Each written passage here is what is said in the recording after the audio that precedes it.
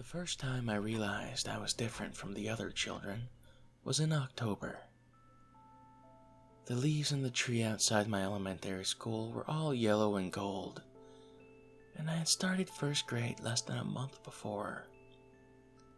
There were a lot of children who were all very normal in my class, and one girl who was not. Her name was Rachel, and even as a child, I knew she was sick. She was so very pale, and always had dark circles under her eyes, like she hadn't slept very well. She was 6.5 years old, and she had leukemia. I didn't know that at first, of course, and I probably never would have if I hadn't asked her why her clock's hands were pointing so close to midnight.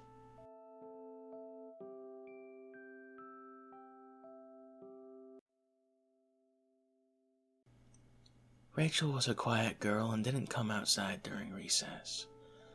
I was naturally curious about this too, so one day I sneaked my way back inside while all the other children were playing kickball. I tried to match my footfalls to the steady ticking of seconds marching by, hiding in the sound they made. I was a boy on a mission of curiosity, and I didn't want to be stopped before I knew exactly what was different about her. I found her after a little searching in the school's tiny library, seated in an oversized chair, upholstered in bright red fabric, reading a comically large picture book. She looked very small and very tired. She looked at me strangely when I came up and talked to her, and even more strangely still when I asked her about why her clock's time was so late. I kept asking her questions, and she eventually told me that she was sick, that I ought to mind my own business. With only the kind of pestering that a 6-year-old in search of answers could muster, I asked her what she was sick with. And then she told me. She was very frank about it in hindsight. Our family's dog had been hit by a car the year before, so I knew about what death meant, but hearing about a child my own age talking about her looming mortality was something I never could have been prepared for. I didn't say anything for a while after she finished telling me all of this. She had picked her book back up when I softly asked her a question I would come to regret. "Don't you wish you could have more time?" She gave the most painful look I had ever seen. With a trembling voice, she told me to go away and stop bothering her anymore. I left the library that day and went to the nurse's office and told her I wasn't feeling well enough to stay in school for the rest of the day. I wasn't lying. I went to bed early that night. It wasn't quite late enough into the year that the crickets had stopped chirping, and as I lay down, their creaking melody went in time with the slow but steady ticking of my own time. Before I fell asleep, I made a wish. I wished that Rachel could have more time, and that it wasn't fair that she had to be sick and dying. It was all very childish, but it was sincere. I didn't see Rachel again for nearly 3 weeks. She came back to class the day before Halloween, and our teacher told us she had gotten permission to hold a party to celebrate the holiday and Rachel's return. The teacher said something about treatments and remission and looked very happy. I was mostly interested in the hands of Rachel's clock. They had spun back to 10:30. I was very happy for her too. Rachel was healthy for a while. It wasn't until 4th grade that she started getting sick again. We had been friends for quite a while now, and the strain was even worse for her now. She thought that she was going to stay well for good, and she called me on the phone, sometimes for hours. I don't even remember all of the things we talked about. I think that she wanted something, anything to distract her from how bad it was. In March, she went back to the hospital again. On her second night there, she called me.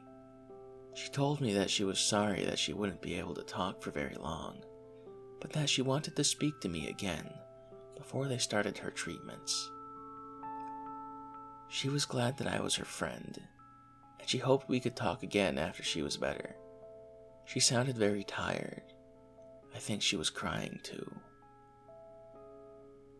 I managed to finish the call before I started to cry as well. That night I didn't sleep very much. The cold rain pattered against the roof, trying to match time with the marching beat of my own time. Staring up at the dark ceiling, I prayed. I prayed that there would be time for me to see my friend again, and that the terrible unfairness of her sickness would be fixed. It was a terribly naive thing, but it was honest.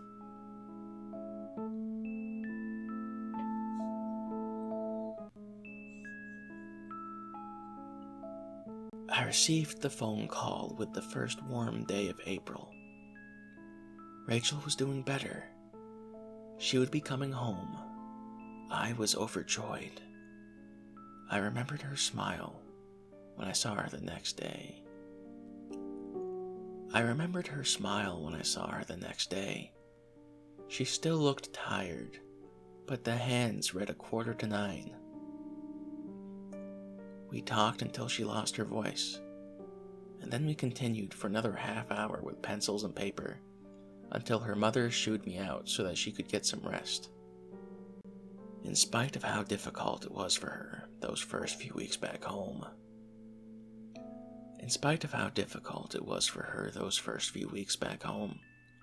she came back to school before the summer break began. The class threw a party for her this time too. We had the biggest cake I had ever seen. That summer went by in a flash.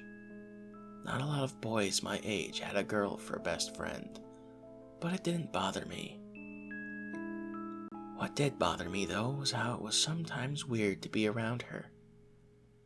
I'd feel kind of anxious or have a tough time thinking of what to say. This was not an ill to be healed by time, and the difficulties only grew as I vaulted into puberty in middle school. Our friendship changed during that time. We met new people, made new friends, and an odd distance grew between us. We were still very close, but there was a new element that neither of us really understood or even acknowledged. I asked my father about it one night after school, and so it wasn't until partway through 8th grade that I got around to having a good talk with him. His own time had begun moving faster than it had when I was young, but he still had a long way to go before the hands read midnight. He told me that I was being a bit thick, and that I was just finally starting to notice I was close to a very pretty girl a lot more than most of my peers. He said I should think myself lucky of the circumstances, and that I should keep in mind the feeling might very well be mutual. It was embarrassing that I hadn't even thought of any of that myself. It was also kind of exciting to have the thought of romance factor into our current friendship. When we talked on the phone, I could hear my heart beat along to the tick of my time. Rachel seemed to be doing well, but I began to worry about her time. When we graduated middle school, she had barely more than a half hour left on the clock. I wanted to be sure that Rachel would never be sick again, that I wouldn't have to see her waste away as the minutes in life slipped through her hands like so much sand in an hourglass. It was a quiet night in early June. The chirping of crickets and the light rushing sound of a cool breeze matched pace with my breathing and the ever-present tick-tock of my own passing moments. I wished, I prayed, and I pleaded. It is not fair that she should be sick. It is not right that she should become sick again. She deserves this time. It was a terribly arrogant thing. But it was sincere. The next week, the school was closed. We were told not to use our water, just like when the factory had closed when I was in elementary school. A lot of people ended up getting sick, and a few even died. One of the boys in my class, Michael, his mother was one of them. When I saw Rachel again, her time was down to just a little after 3. I couldn't look her in the eye for a very long time. Time passed, and I tried to put what had happened past me. Self-justification, rationalization of my actions. I used every trick in the book to try and fool myself into thinking what had just transpired was outside of my control. Deep down, though, I knew that I had done something gravely wrong. Rachel was healthy and happy, but 27 people had died that week. It couldn't have been a coincidence. There was absolutely no way it was. We drifted further and further apart during our first 2 days of high school. We drifted further and further apart during our first 2 years of high school. I simply couldn't be around her after what I had done. I received the call late on Friday. I answered the phone, and I got an earful of Rachel's voice, telling me to get outside as soon as I could. I threw on my shoes and a jacket, and stepped out into the crisp fall night. She was standing there in front of my house, in a loose sweater and ragged jeans, and she looked impatient. She told me that we were going to take a walk, and that she was going to tell me some things. I couldn't say no, so I didn't. I came home well past 1 in the morning, my mind in a haze. Rachel had a lot to say, and it turned out that I did too. So we were going to go out tomorrow, not as friends, but as a boyfriend and girlfriend. It was very sudden, and a little overwhelming. Things only got more overwhelming from there. The weeks and months of our junior and senior years seemed to breeze by. I did my best not to pay attention to the ever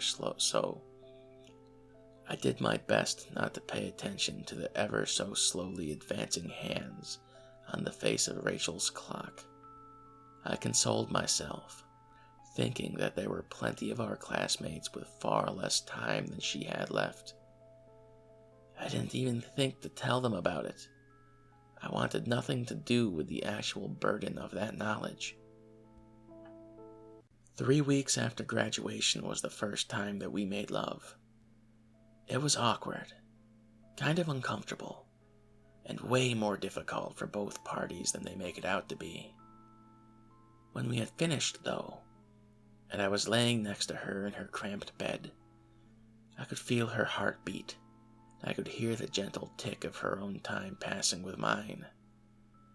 It was the most incredible thing I had ever experienced. I finally forgave myself for what I had done, because it had led to this. I became apprenticed with an electrician, and she went to the local college for a nursing degree. Her parents were very happy with me. Her parents weren't very happy with me when we moved into an apartment together, but they changed their tune when I proposed a year later. The wedding was small, less than 20 people attending, but it was special. 1 close friends and family. Only close friends and family. All homemade food for the reception. It was an amazing night. I'll not forget the way we danced that night. We lived our lives together, and despite the small apartment, the stress of her schooling, and my less than massive paychecks, we were happy.